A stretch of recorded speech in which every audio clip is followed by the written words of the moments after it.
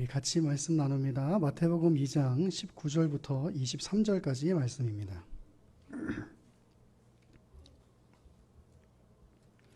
마태복음 2장 19절부터 23절까지의 말씀입니다.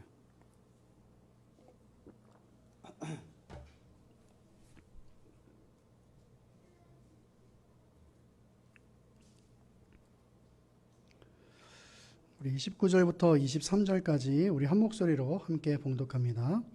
헤롯이 죽은 후에 주의 사자가 애굽에서 요셉에게 현몽하여 이르되 일어나 아기와 그의 어머니를 데리고 이스라엘 땅으로 가라.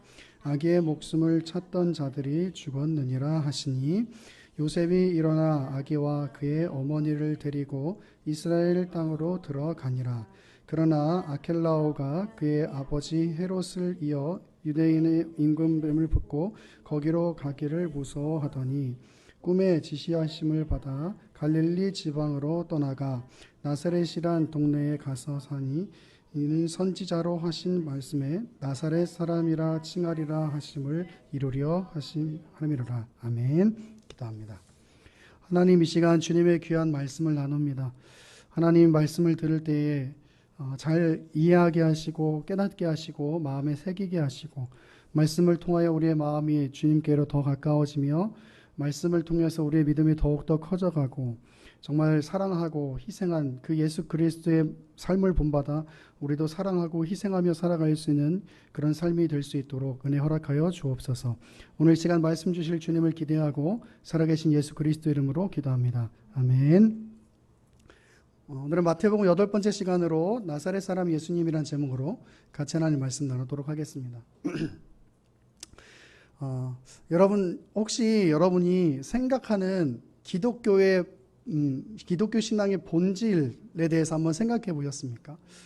내가 왜 교회를 다니는 걸까? 그리고 내가 믿는 신앙이 무엇을 위해서 존재하는 걸까 하는 것.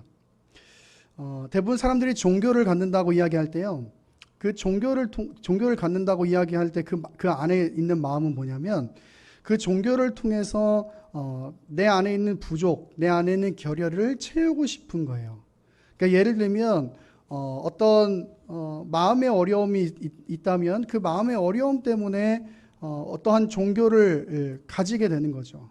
뭔가 산속에 올라가서 혹은 어디 가가지고 신상 앞에서 빌고 그런 것들을 통해서 그 어떤 신의 영역을 통해서 나에게 내 안에 있는 모든 채워지지 않는 그런 마음들이 이렇게 위로도 받고 채워지기를 바라는, 또 어떤 부류는 종교를 가지면서 내가 이 종교를 통해서 이 땅에서 살아가는 삶을 내가 조금 더 이렇게 잘 살아봐야 되겠다라고 생각하고 그렇게 종교를 갖기 시작하는 분들도 계실 겁니다. 예를 들면 이런 거죠. 내가 열심히 빌고 내가 열심히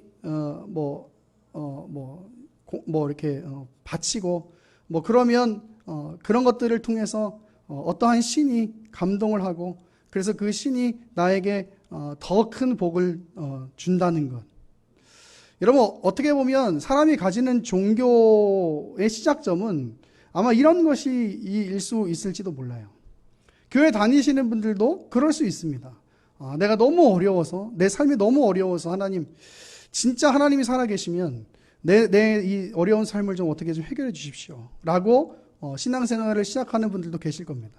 또 어떤 분들은 내 마음에 막 이렇게 채워지지 않는 그 갈급함과 어떤 그런 것들이 있어서 위로받고 싶고 뭔가 교회에 오면은 그래도 좀 평안한 마음이 생기고 기도하면 평안한 마음이 생기니까 그래서 종교 생활을 시작하는 분들도 계실 것입니다.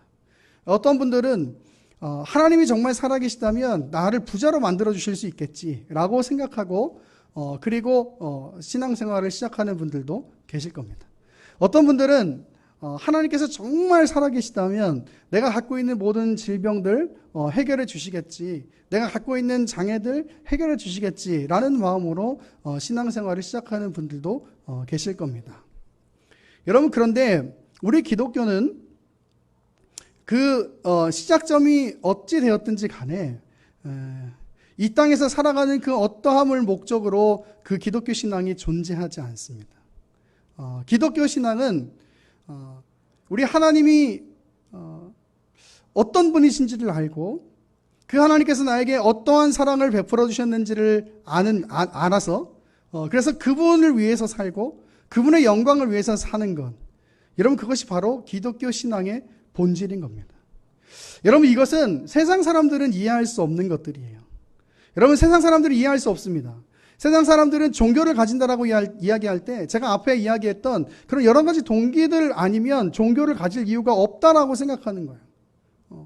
설사 어떠한 신이 살아있다고 하더라도 그 신에게 기대어 살고 싶지 않은 것이 그것이 우리 인간이 가지는 그런 어떤 교만함입니다. 그러나 우리 기독교는 다르죠. 우리 기독교는 우리 하나님이 나에게 어떤 사랑을 부어주셨는지를 알고 그리고 그 사랑에 너무나 크고 감격해서 그분을 위해서 살고 그분 앞에 영광 돌리기 위하여 사는 것. 내 삶이 내 것이 아니고 하나님의 것이라고, 내 삶의 주인이 하나님이시다고 고백하면서 그렇게 살아가는 것. 여러분, 그것이 바로 우리 기독교 신앙의 본질인 것이에요. 여러분, 처음에는 이걸 다 느낄 수 없을지 몰라도 그래도 신앙생활을 하면 할수록 그런 마음들이 계속 생겨나게 되는 겁니다. 왜? 하나님의 사랑이 얼마나 큰지 그것을 알게 되기 때문인 것이죠. 여러분, 이것은 세상 사람들이랑은 다른 마음이에요. 우리 기독교 신앙은 세상이 가지는 그 마음과는 다른 마음입니다. 그래서 어떤 그 동일선상에서 어떠한 종교라고 이야기하지 않는 것이죠. 우리 기독교는 우리 기독교의 신앙이라는 것, 여러분, 이것은 참 우리만 알 수밖에 없는 세상은 이해할 수 없는 그런 신앙의 신비로움인 것이에요. 여러분, 교회를 다니면서 여러분들이 이미 우리 교회 초신자들은 별로 없으시니까 교회를 다니시면서 이렇게 생각해 보면 내가 어떻게 교회를 다녔었나 이렇게 생각해 보는데 지금 와서 보니까 내 삶의 전부가 주님이라고 고백하고, 할렐루야, 내 삶의 주인이 우리 하나님이라고 고백하게 되는 거예요. 여러분, 그게 얼마나 달라진 건지 아세요? 여러분, 그게 얼마나 달라진 건지 아세요? 내가 이 땅에서 가진 걸 갖지 못해도, 내가 이 땅에서 누리는 걸 누리지 못해도 그래도 감사하고 그래도 기뻐하고, 여러분, 그런 마음이 생겼다는 것, 여러분, 그것이 얼마나 달라진 모습인지 아시냐고요.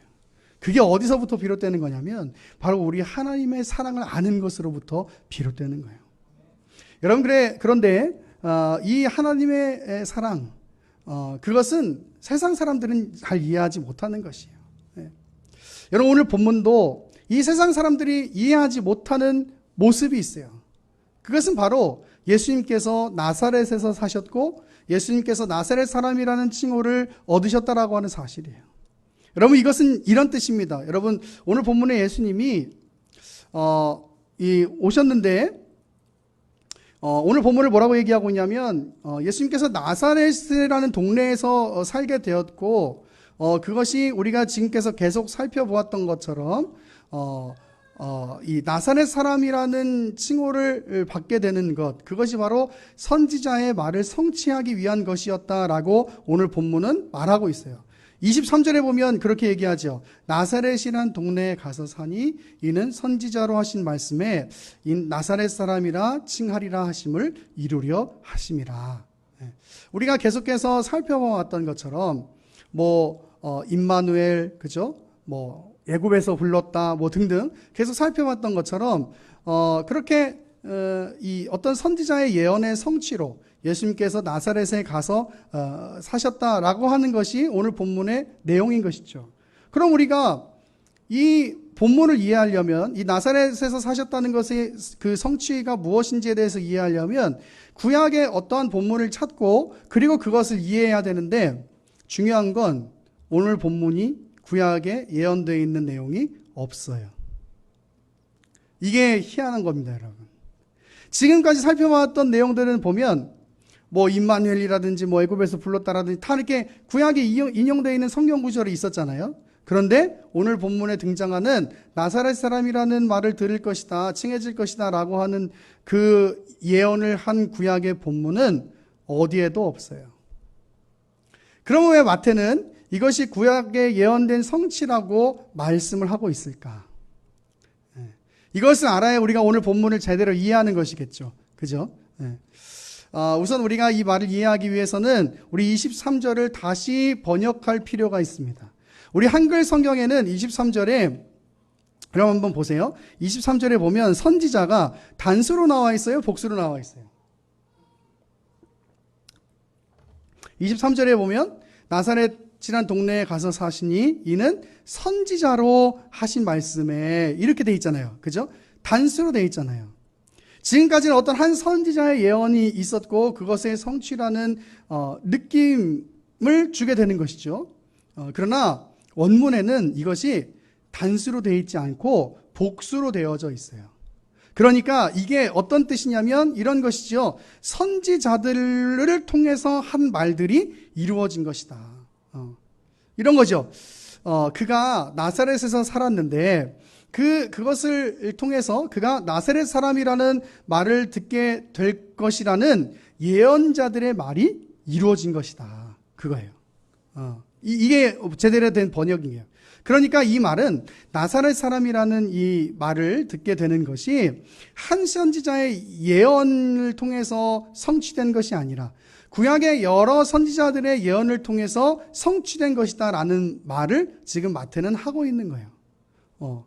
그럼 제가 좀 아까 뭐라고 얘기했냐면 구약 성경에 나사렛에서 사실 것이고 그것이 나사렛 사람이라는 칭호를 얻게 될 것이다 라고 하는 예언이 없다고 그랬어요. 근데 제가 좀 아까 또 뭐라 그랬냐면 구약의 여러 선지자들이 그것을 예언했고 그것의 성취였다라고 말했어요. 이게 무슨 말일까? 여러 선지자들이 나사렛이라는 말을 직접 사용하지는 않았지만 그러나 구약에 예언되어 있는 여러 가지 것들을 통해서 이 마태는 나사렛 사람이라는 칭호를 받는 것 같이 그렇게 예수님께서 오셨다고 그것이 구약의 성취인 것이라고 지금 마태가 얘기를 하고 있는 것이에요. 이게 무슨 얘기냐면 이런 거예요. 잘 보세요. 우리가 오늘 본문을 또 이해하기 위해서는 뭘 또 이해해야 하냐면 나사렛이라고 하는 동네를 이해해야 돼요. 나사렛이라는 동네. 여러분 이나사렛이라는 동네는요. 우선은 산으로 다 둘러싸여져 있어요. 그리고 그 땅은요. 모래 땅이었어요. 모래 땅. 그러니까 이곳에 산다는 건 어떤 의미를 갖고 있냐면 경제적으로 굉장히 어려운 그리고 뭔가 고립되어 있는 그런 어떤 의미를 갖고 있는 거예요. 그래서 그 당시 사람들은 나사렛 사람이다라고 하는 말을 들을 때 어떤 생각을 하냐면 이런 거죠. 너 왜 거기서 살아? 너 왜 거기서 살아? 그런 말을 듣는 것과 똑같은 거예요. 그 당시에 이 나사렛이라는 동네는 사람들에게 멸시를 받는 그런 동네였어요. 그러니까 나사렛 사람이다 하면 이 멸시받는 놈 이런 뜻인 거죠. 멸시받는 놈. 당시 나사렛이라는 동네가 바로 그런 곳이었다 그 말이에요. 사람들에게 무시당하고 천대받는 곳 그것이 바로 나사렛이었단 말이에요. 여러분 그래서 요한복음 우리 1장 45절로 한번 가볼까요? 요한복음 1장 45절.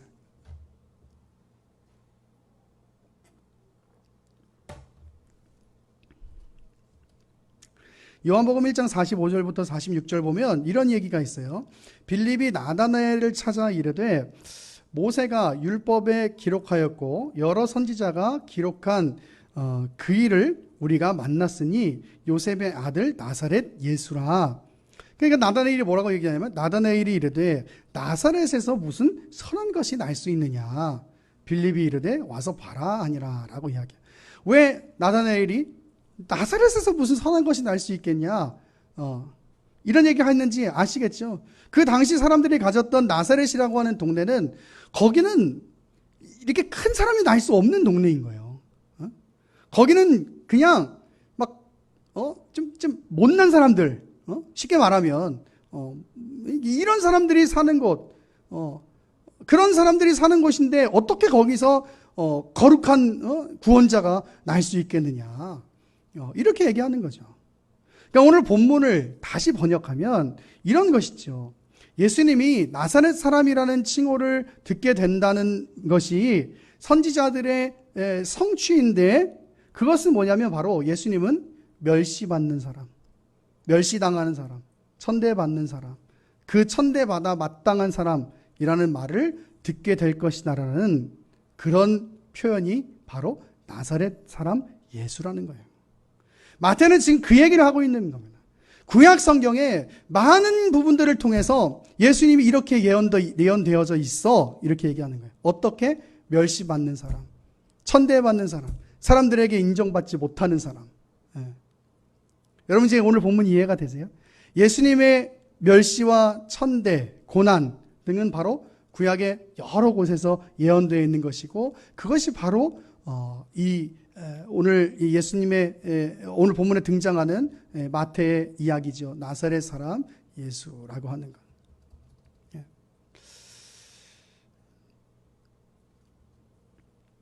오늘 우리는 이 나사렛 사람 예수라고 하는 것이 얼마나 참 사람들에게 인정받지 못하는 이야기인지 그것을 알 수 있는 것이죠. 얼마나 무시당하고 얼마나 멸시당하는 것인지 알 수 있는 것이죠.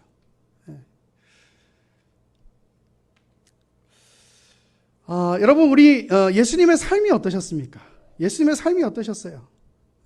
그분은 사람들에게 인정받지 못했잖아요. 우리가 다 아는 바와 같이 그분은 그냥 그 인생 자체가 사람들에게 인정받지 못하는 그런 삶이셨잖아요.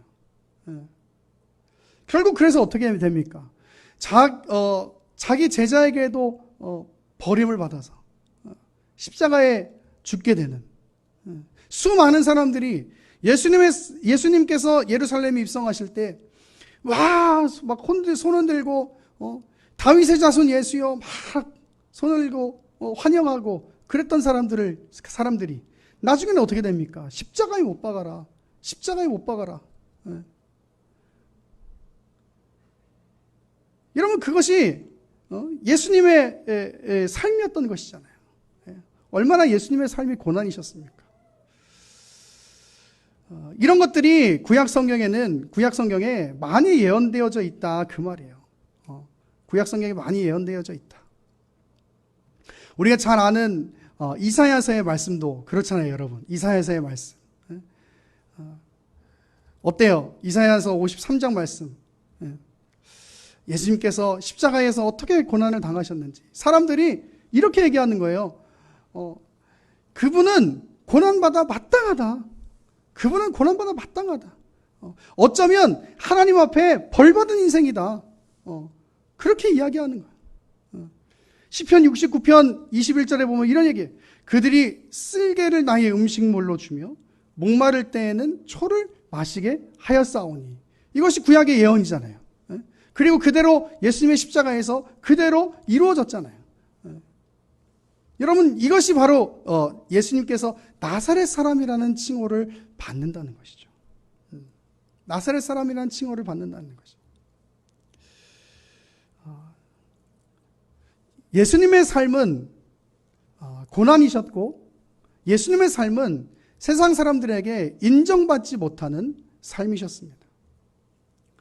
여러분 어쩌면 세상 사람들은 그 당시에 구원자에 대한 기대가 있었다면 그것은 바로 이런 것이었을 거예요.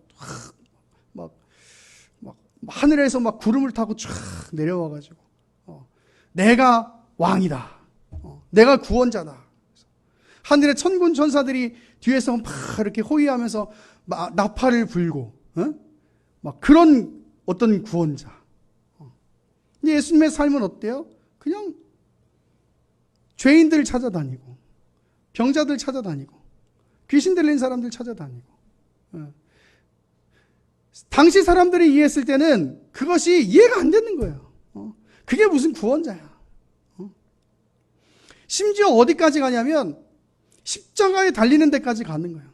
사람들이 얘기해. 야, 너가 한번 거기서 내려와 봐라. 그럼 너가 참된 하나님의 아들이라고 구원자라고 내가 믿겠다. 근데 어떻게 해요? 예수님이 그냥 돌아가시는 거예요.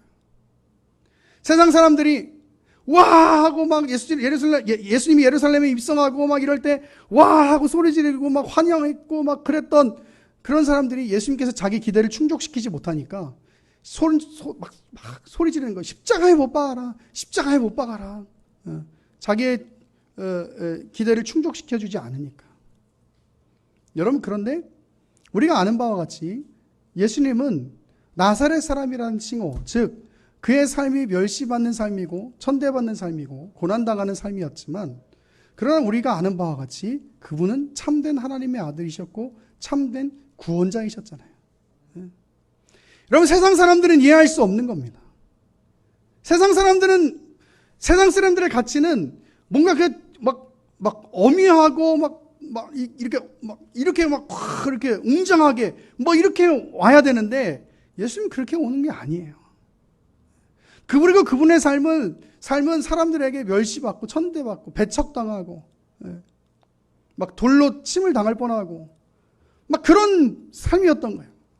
세상이 보기에는 자랑할 만한 것이 그 어떤 것도 없었던 거예요. 이것이 기독교 신앙이 가지는 진정한 가치인 것이죠. 여러분, 세상이 납득할 수 있는 그 어떤 것을 가지는 것이 아니라 세상에 조롱을 받는 것일지도 몰라요. 너 지금 시대에 지금 시국에 왜 교회를 가? 너 왜 지금 시국이 어떤 때인 줄 알고 지금 교회를 가? 야, 정부에서도 맡고 있는데 거길 가냐? 여러분, 세상 사람들은 당연히 그렇게 생각하는 거예요. 왜? 모르니까. 그런데 우리의 가치는 이 가치가 생명의 가치라는 걸 알기 때문에 이렇게 나와서 예배하는 것이죠. 그죠?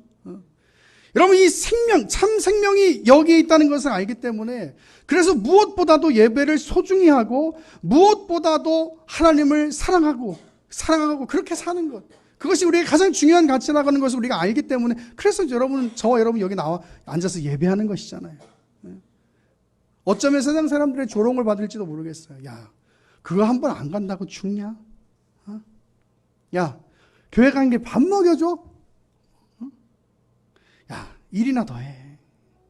돈이나 더 벌어. 그렇게 얘기할지도 모르겠어요.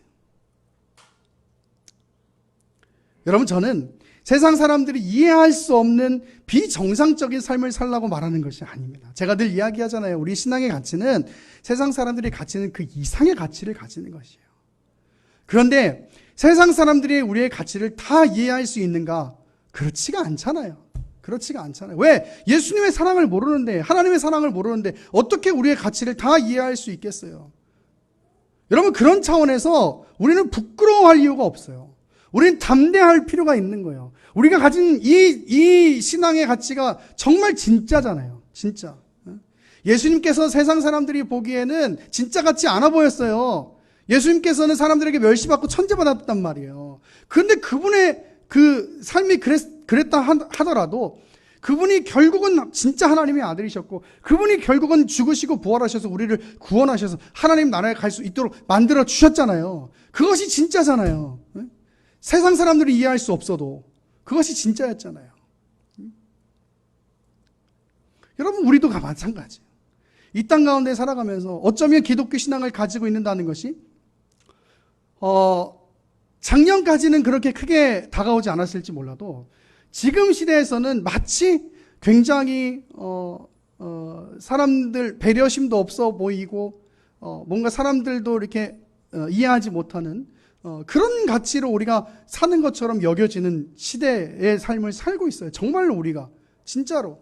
제가 뉴스나 댓글들을 보면 참 너무나 이 정도구나 라고 생각할 정도로 너무나 진짜 심각한 그 신앙의 위기 가운데 우리 진짜 살고 있어요. 그리고 실제로 이 코로나 때문에요, 정말 교회 통계나 이런 것들을 이렇게 찾아보면 이 코로나 때문에 진짜 교회에서 많은 사람들이 교회를 떠나갔다고 하기도 해요. 정말 어려운 때에 살고 있어요. 어쩌면 우리의 교회 가는 발걸음이 멸시받는 발걸음일 수 있을지 모르겠어요. 우리가 가지는 신앙의 가치 때문에 우리의 삶에 멸시받는 삶이 될지도 모르겠어요. 여러분, 그런데 부끄러워하지 마세요. 이것이 진짜예요. 여러분, 우리가 예수님 안에 있다는 것이 훗날 우리가 죽고 나면 얼마나 감격스러운 일이었는지, 얼마나 다행스러운 일이었는지 여러분 깨닫게 될 것이에요. 여러분, 세상 사람들은 이해할 수 없어요. 세상 사람들은 예수님 오셨을 때 나사렛? 야, 말도 안 돼. 거기서 무슨 구원자가 나? 야, 십자가에 죽는 게 그게 구원자가 할 일이야? 근데 그게 구원자가 할 일이었던 거예요. 그게 구원자가 할 일이었던 거예요. 우리가 이 신앙의 가치를 가지고 세상을 품고 살아가는 것, 그리고 부끄러워하지 않고 정말 예수님 안에서 우리의 믿음을 지키면서 살아가는 것, 그것이 정말 중요한 때가 지금의 때가 아닌가 생각해 봅니다. 말씀을 정리하면서요. 여러분, 우리는 어쩌면 옛날에 일제강점기 시대 때 우리 한국의 초대 목사님들이 막 고난당하고 막 이랬던 그런 시대만큼은 아니어도 어쩌면 그 시대 이후로 가장 신앙적으로 어려운 시대를 살고 있지 않는가 생각해 봅니다.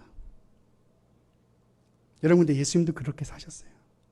예수님도 그분의 삶을 인정받지 못하고, 예수님도 사람들에게 인정받지 못하고 그렇게 사셨어요.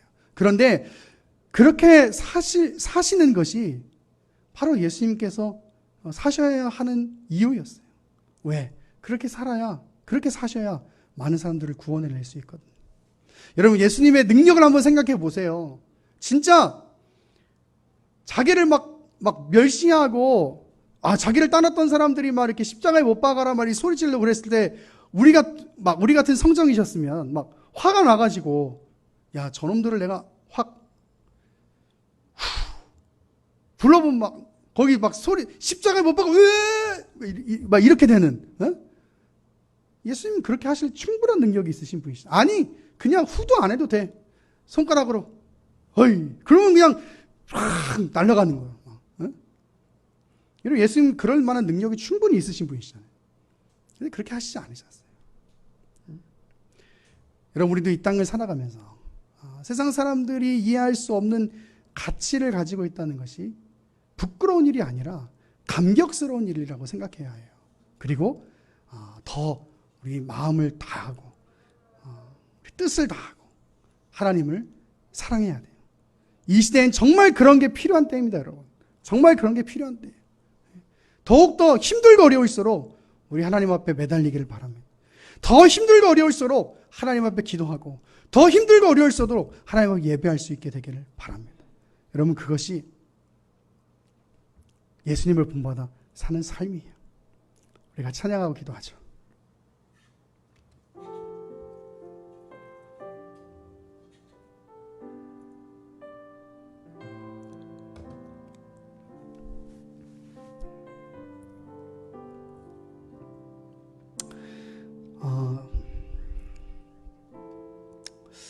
여러분, 부끄러움이란 감정은 어쩌면 다른 사람들의 기준이나 잣대를 생각할 때 느끼게 되는 감정이 아닐까 생각해 봐요. 그런데 우리는 복음을 부끄러워할 이유가 전혀 없는 거예요. 왜냐하면 우리가 가지고 있는 게 진짜거든요. 우리가 가지고 있는 게 진짜 생명의 가치거든요. 예수님이 어떻게 사셨는데, 예수님도 사람들한테 인정받지 못하고 사셨어요. 근데 그분이 진짜였잖아요. 어쩌면 지금 시대에 기독교 신앙을 가지고 있다는 것이 사람들의 인정받지 못하고 지탄받는 일이 될 수도 있을지 모르겠어요. 근데 왜 우리가 부끄러워하고, 근데 왜 우리가 민망해야 하냐고요. 우리가 진짜인데. 제가 이야기하는 건 마구잡이로 살자는 이야기가 아니에요. 당연히 배려하고 품고 또 따르기도 하고 그렇게 살아야겠죠. 그런데 그것과는 다르게 우리의 가치가 부끄러운 건 아니잖아요. 우리가 가지는 이 복음의 가치가 부끄러운 건 아니잖아요.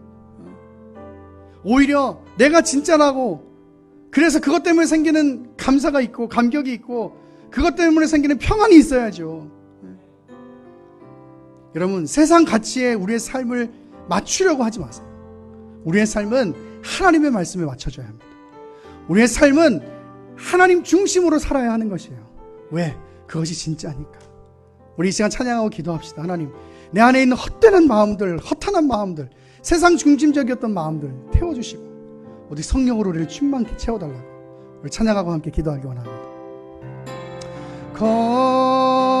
거룩하신 성령이여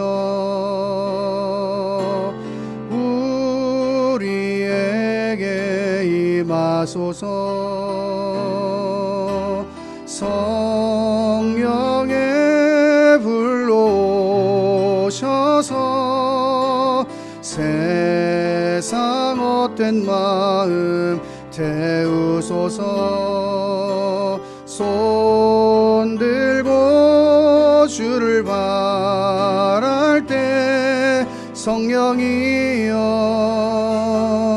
성령이여 성령이여 임하소서. 거룩하신 성령이여 거룩하신 성령이여 우리에게 임하소서. 우리에게 임하소서. 성령의 불로 오셔서 성령의 불로 오셔서 세상 헛된 마음 태우소서. 손 들고 주를 바랄 때 손 들고 주를 바랄 때 성령이여 성령이여 성령이여 임하소서. 우리 말씀 생각하면서 함께 기도하길 원합니다. 같이 기도하겠습니다. 하나님 아버지, 하나님 우리에게 아버지 하나님 성령의 충만을 허락하여 주시기를 하나님 간절히 빌고 소망합니다. 하나님께서 도와주셔서 아버지 우리 안에 있는 모든 세상의 헛된 마음들, 아버지 세상 헛된 마음들 아버지 하나님 태워주시고 오직 아버지 하나님 말씀 중심으로 살아가고자 하는 그런 아버지 결단함이 우리 안에 있어질 수 있도록 주께서 은혜 허락하시고 붙잡아 주시기를 아버지 하나님 간절히 빌고 소망합니다. 하나님 세상 기준에 맞춰 살아가려고 하는 아버지 그런 어리석은 자가 되지 않게 하시고 오직 하나님 말씀 중심으로 성경 중심으로 살아가고자 하는 그 아버지 열심을 품고 그 믿음으로 아버지 이 세상 담대히 살아가며 이겨나며 나갈 수 있는 우리 예나무교회 모든 성도들 될 수 있도록 주께서 은혜를 허락하시고 붙잡아 주시옵소서. 하나님 은혜를 내려주시길 원합니다. 하나님 우리에게 성령의 충만함을 허락하여 주옵소서. 이 세상에 사는 동안 세상에 맞춰 살아가려고 하는 그런 어리석은 자가 되지 않도록 우리 가운데 성령의 충만함을 허락하여 주시옵소서. 우리 하나님의 사랑이 어떤 것인지를 알고 하나님의 사랑이 얼마나 큰지를 아는 자답게 하나님 말씀 중심으로 성령 중심으로 살아가고자 하는 그 믿음의 열정이 우리 가운데 다시 한번 불타오를 수 있도록 하나님께서 붙잡아 주시고 은혜를 허락하여 주시옵소서. 하나님 때로는 그것이 멸시받는 삶이어도 천대받는 삶이어도 그것이 생명의 가치임을 기억하고 좁은 문으로 가까이 나아가는 우리 예나무교회 모든 성도들의 삶이 될 수 있도록 은혜를 허락하여 주시옵소서. 예수님의 삶을 본받아 우리도 그렇게 살아갈 수 있도록 은혜 허락하여 주시옵소서. 감사 영광 올려드리며 살아계신 예수 그리스도의 이름으로 기도합니다. 아멘.